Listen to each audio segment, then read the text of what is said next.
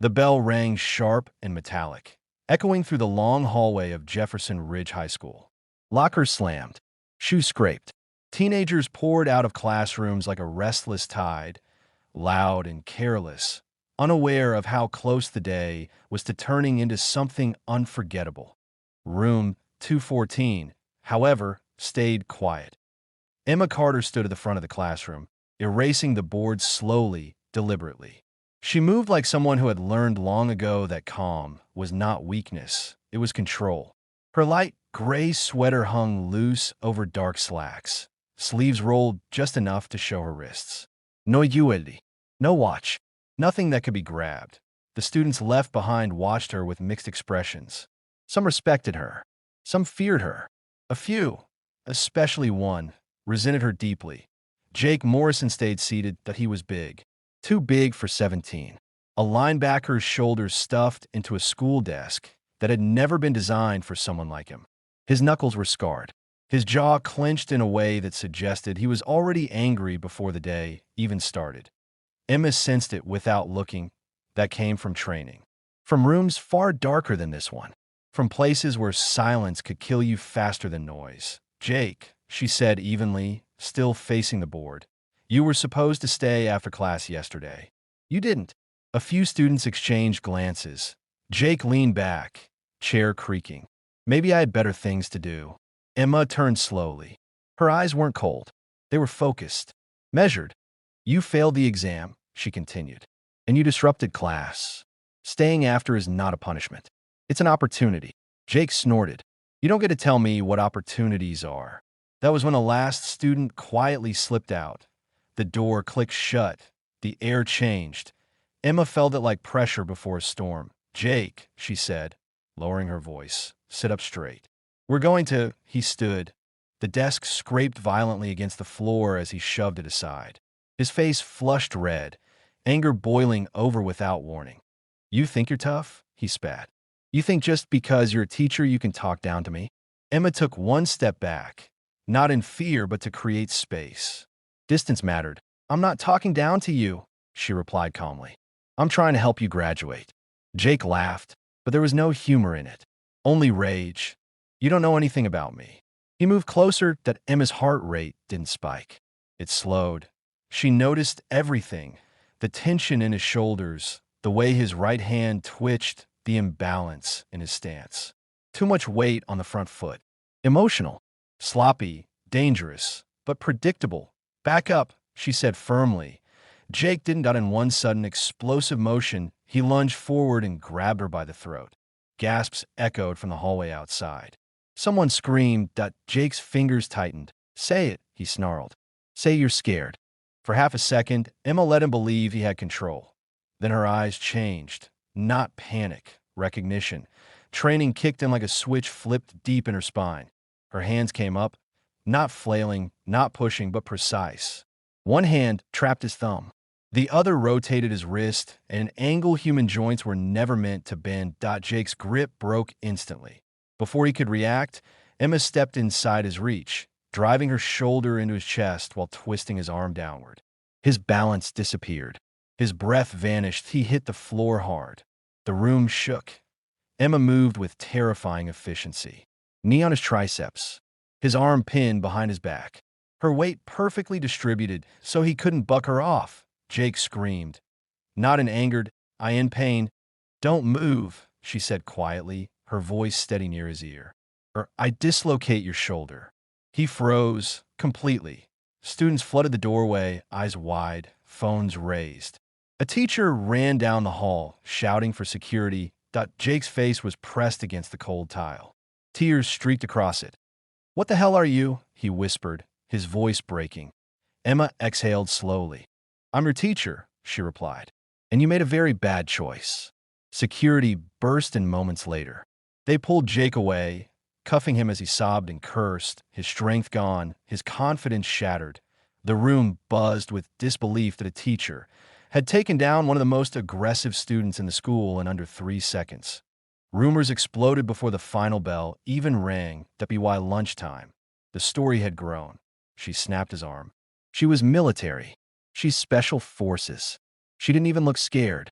By the end of the day, the principal sat across from Emma in a closed office, hands folded, voice tense. "Ms. Carter," he said carefully, "we need to understand exactly who you are." Emma met his gaze. For the first time in years, she considered telling the truth.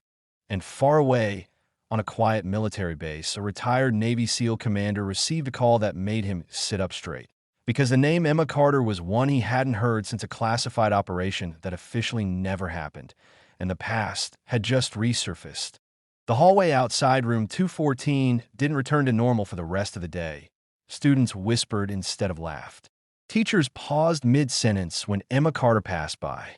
Phones buzzed with shaky videos, cropped clips, and blurry screenshots of a moment no one could fully explain, but everyone felt that a teacher had taken down a violent student. Not by luck, not by panic WY skill. Emma walked with her shoulders relaxed, but inside, she knew the truth. This wasn't just a school incident anymore. This was a ripple, and ripples reached places you couldn't always see. That be why the time she reached the parking lot that evening, the district superintendent had already been informed. Legal teams were being looped in. Parents were calling. Some were furious. Others were quietly relieved. And Jake Morrison sat alone in a holding room at the police station, staring at his own hands like they belonged to someone else. They were shaking. He kept replaying the moment in his head. The second her eyes changed. The instant his strength meant nothing. The way the air left his lungs when she moved, he had fought before. This wasn't a fight. This was being dismantled. What kind of teacher does that? He muttered to himself. The door opened. Two men stepped in. They weren't police. They didn't introduce themselves. One of them placed a thin folder on the table. Jake Morrison, the older man, said calmly. "You assaulted a civilian." Jake scoffed weakly. "She didn't look very civilian when she dropped me." The younger man didn't smile. "No, she didn't." Across town, Emma sat in her small apartment, lights dim, a mug of untouched tea cooling in her hands. She had showered twice, scrubbing away the phantom memory of fingers on her throat. She hadn't been grabbed like that in years. Not since Kandahar. Not since the alley. Her phone rang. She didn't check the number. She already knew. "Yes," she said quietly. "Emma," came the familiar voice. Older now, rougher, but unmistakable. "I was hoping I'd never have to make this call." She closed her eyes. "Frank," she replied. "I wondered how long it would take." Retired Navy SEAL Commander Frank Hollis leaned back in his chair on the other end of the line. A teacher in Ohio using SEAL-level joint manipulation tends to raise flags. "I didn't plan it," Emma said. "He forced my hand." "I know," Frank said. "And I also know you used the Black Viper restraint." Silence filled the line. "That technique was never taught outside one unit," he continued. "Your unit." Emma's jaw tightened. "They're asking questions," Frank warned.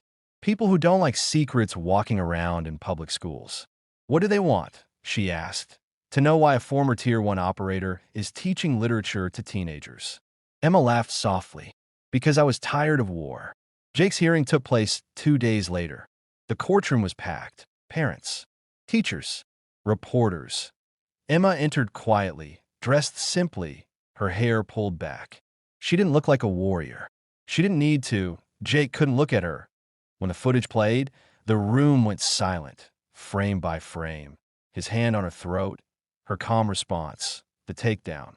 Gasps echoed. One parent whispered, "She could have killed him." But she hadn't. The judge leaned forward. "Ms. Carter," he said carefully, "where did you learn to do that?" Emma met his eyes. "I serve my country," she answered. "And I learned restraint." Murmurs swept the room. The judge nodded slowly. "That will be all." Jake was sentenced to mandatory counseling, anger management, and probation. The assault charge stuck, but jail didn't. Before he was led away, he finally looked at her. "I'm sorry," he said quietly. "I didn't know." Emma walked over, stopping just short of him. "That's the point," she said. "You never ask what someone's carrying before you decide to hurt them." News outlets ran the story for days. Teacher with military past stops attack without a single punch. Some praised her. Some feared her. A few demanded she be fired. The school board voted. Unanimous. Emma Carter kept her job, but something had changed. Students listened now. Not because they were afraid, but because they understood. Strength didn't always shout. Sometimes it whispered. Weeks later, Emma stood in her classroom after hours, sunlight slanting through the windows. A new note sat on her desk. An O return address. Just 4 words. You're still one of us. She smiled faintly, folded it, and slipped it in her pocket. She had survived war. She had survived silence. And now, she was teaching the next generation what real power looked like. Not violence, control.